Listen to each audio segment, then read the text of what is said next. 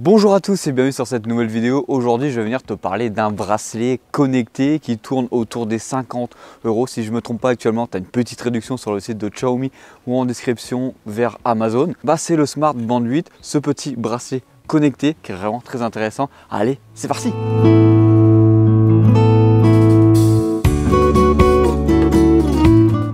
Bien sûr, avant d'aller plus loin, comme d'habitude, on n'oublie pas de s'abonner et liker. Alors, première question qu'on peut se poser avec ce bracelet, c'est qu'est-ce qu'on a dans la boîte? Viens tout de suite avec moi, je vais te montrer ce qu'on a dedans.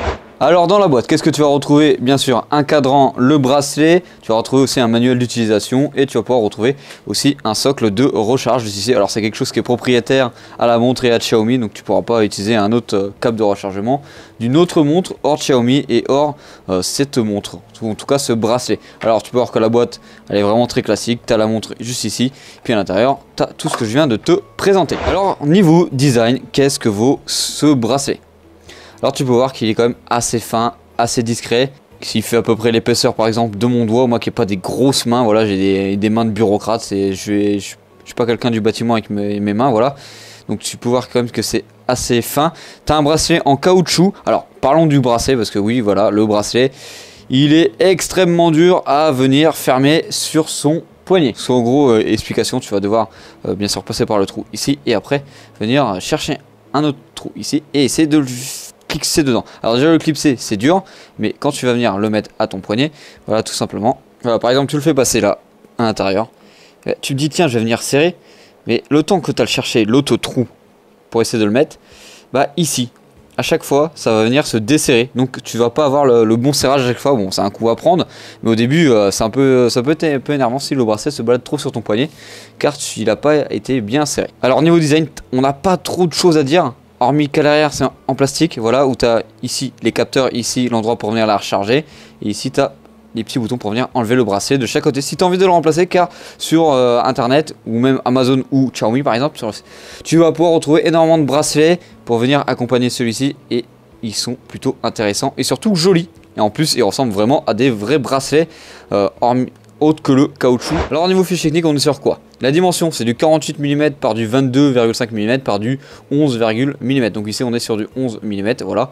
Et ici en largeur sur du 22 et ici du 48 tout en longueur. Au niveau de l'écran, on est sur un écran tactile, tu peux déjà le voir quand je clique dessus.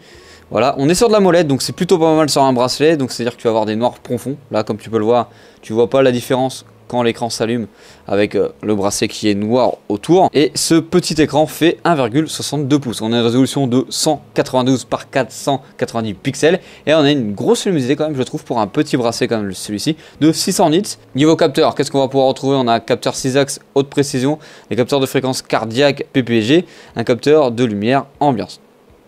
Niveau batterie, on est sur une batterie de 190 mAh. Je te parlerai un peu plus de la batterie et de ce que ça vaut dans le temps. Au niveau des autres caractéristiques, on a quoi? 5 ATM. En gros, le bracelet va sous l'eau. 5 ATM, c'est pour aller sous l'eau sous une pression de 50 mètres. Bon, on a dit tu vas pas aller 50 mètres avec. Il est compatible avec des systèmes Android à partir de Android 6 et des systèmes iOS, donc en gros Apple, à partir d'iOS 12.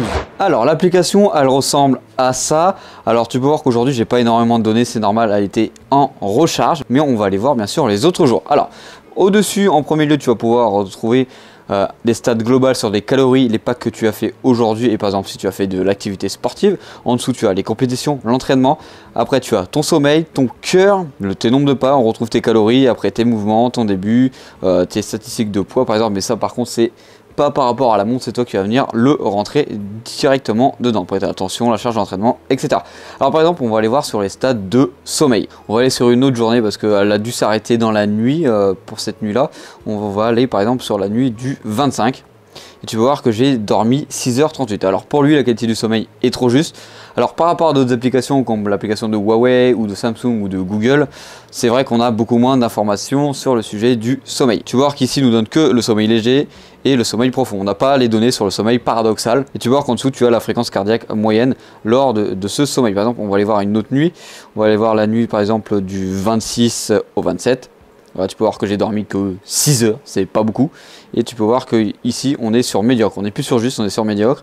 Quand voilà, on a mon activité cardiaque. Alors je sais pas pourquoi, mon activité cardiaque s'est emballée dans la nuit, je suis passé à 100 Quand on clique ici, on arrive sur la moyenne de sommeil à la semaine. Tu peux voir qu'elle est de 8 heures. On a la routine pour se coucher. Tu peux voir que j'ai des moments où je me suis couché à des heures complètement différentes. Par exemple, le dimanche à 5 h du mat, le samedi à 1 h, le vendredi à peu près vers 22 h et le reste de la semaine à peu près vers 22 h. Allons voir ici le battement par minute. On va les voir dans sa globalité. Tu vois que tu as des stats maximum, minimum, etc.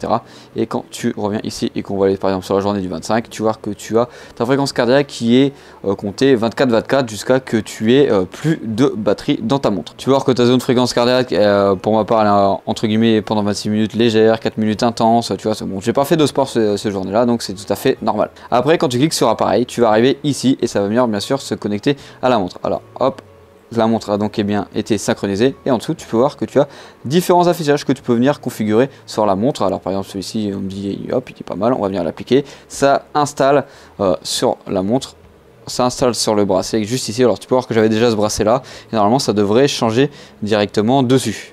Hop voilà, ça a changé directement une fois que celui-ci est téléchargé. Et une fois que c'est téléchargé, tu n'as plus qu'à venir le changer toutes les 2 secondes. Bon, maintenant que je t'ai présenté la montre dans sa globalité, qu'est-ce que j'en pense réellement? Alors depuis tout à l'heure, je fais l'amalgame en disant que c'est une montre, mais c'est plutôt un bracelet, car on est vraiment sur quelque chose de très petit et de très discret au poignet. Alors j'ai quand même posé la question à certains proches, parce que j'avais utilisé mon bracelet connecté ici de Xiaomi, juste ici, et de l'autre côté sur mon autre poignet, une montre classique.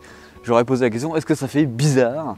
Alors certaines personnes m'ont dit oui, qui remarquaient que c'était une deuxième montre, ou en tout cas un bracelet connecté, et d'autres que ça paraissait normal comme un bracelet brésilien par exemple qu'on peut avoir au poignet. Donc c'est qui tout double si tu veux utiliser ce bracelet tout simplement en tant que bracelet avec une vraie montre à côté, ou si tu n'as pas envie de faire comme moi et l'utiliser comme montre au quotidien. Pour les fonctionnalités que ce bracelet recueille et en tout cas te permet, bah pour 50 €, t'as pas grand chose à côté. Comme seul concurrent, tu as la Huawei Band 8, donc je t'invite à aller voir sur la chaîne, la vidéo juste ici, c'est vraiment la concurrente directe de ce bracelet. En vrai, si je devais choisir entre les deux, c'est vrai que le Xiaomi est vraiment très bon cette année, alors que l'année dernière, je t'aurais plutôt conseillé la Huawei, car cette année sur le Huawei, il n'y a pas trop d'évolution, alors que cette année sur le Xiaomi, c'est très intéressant. En plus de ça, je vais te parler vite fait de l'autonomie. Bah, je l'ai même pas rechargé pendant l'utilisation de celle-ci pendant un peu plus d'une semaine. J'ai reçu la montre, elle devait avoir 80-70%, et bah, ça fait que depuis aujourd'hui que j'ai rechargé la montre. Donc j'ai duré facile une semaine et 3-4 jours sans la recharger à 70, 80, 60%. Je me souviens plus trop combien j'étais quand j'ai commencé, mais c'est vraiment rien en pourcentage. Et c'est ça qui est intéressant, c'est que tu as l'heure et que ça recueille des données, tu as des notifications, tu peux raccrocher par exemple aux gens au téléphone.